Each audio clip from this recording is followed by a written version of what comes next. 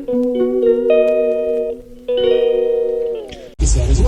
ayan na nga guys, nag-shoot tour na nga kami dyan sa sinusutingin ng mga pelikula sa Universal Studios. So ayun guys, ayun yung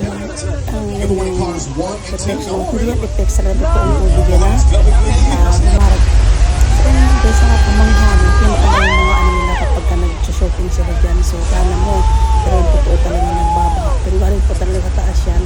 So parang baha talaga siya. So lahat ng mga talaga guys, simple totoo kami dyan. So ayan ang ganda. So ayan pala yun kapag meron silang pelikula na bumabaha. So ang ganda talaga dyan guys. Sana kumakita kami ng Universal. Siyempre so dapat huwag yung palagpasin ang Universal Studio para makita nyo lahat yung mga pinagsistingan ng mga pelikula dyan. So makikita nyo ayan, mga bahay no, hindi na kailangan na katulad sa atin maghanap pa ng mga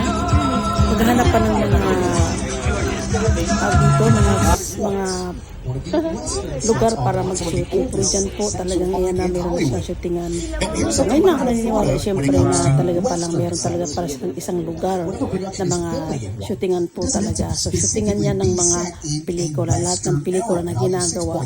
So dyan po yan ginagawa nila. So kala mo talaga iba-ibang lugar. Pero iisa lang pala yan. Napakalawak guys. Lahat sobra. Lahat nandyan. Tapos wala lang kami natagpa na artista kasi syempre parang wala namang shooting ngayon dyan pero sobrang anlawak. So syempre sa mga nakapunta na dyan, so syempre ako inaano ko lang yan para alam nyo din. So ayan, yan ang pamamasyal namin nung last week ng January. So yan ang pa-birthday na yan ng ating Junakis.